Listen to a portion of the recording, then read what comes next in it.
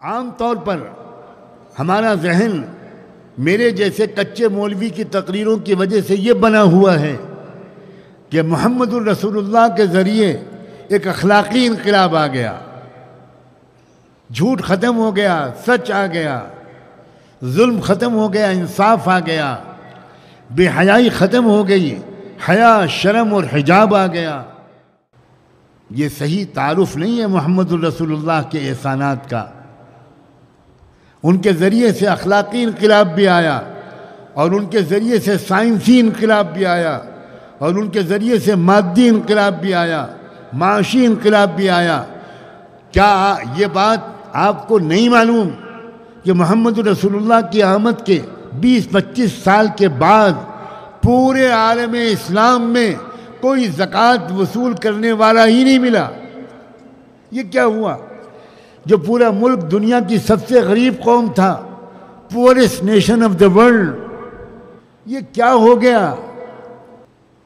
عدی ابن حاتم، اللہ کے رسول نے ان سے کہا تھا کہ عدی، آج تم یہ غربت دیکھ رہے ہو،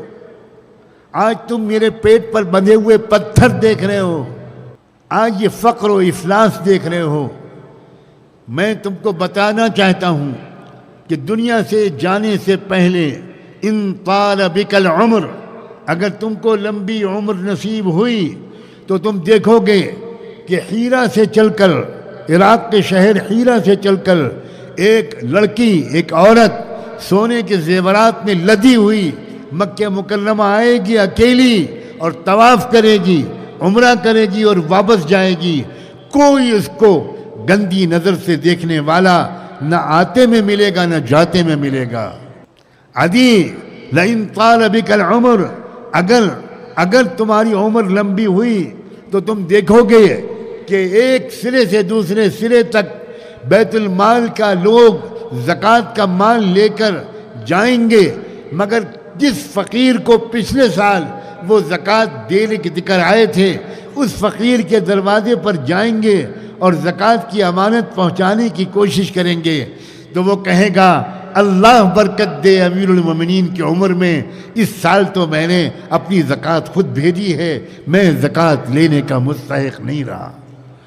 کس نے کہا ہے کہ اسلام صرف روحانی ترقی چاہتا ہے؟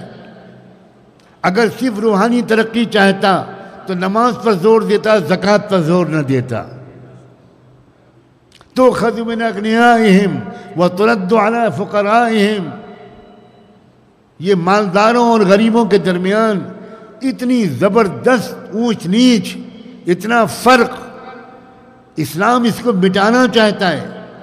اسلام یہ ضرور چاہتا ہے کہ ہر ایک کو اس کی ضروریات عزت کے ساتھ پوری ہوں، اسے دست سوال دراز نہ کرنا پڑے، اسے سودی کاروبار نہ کرنا پڑے، اسے کسی کا ادھار لے کر مارنا نہ پڑے۔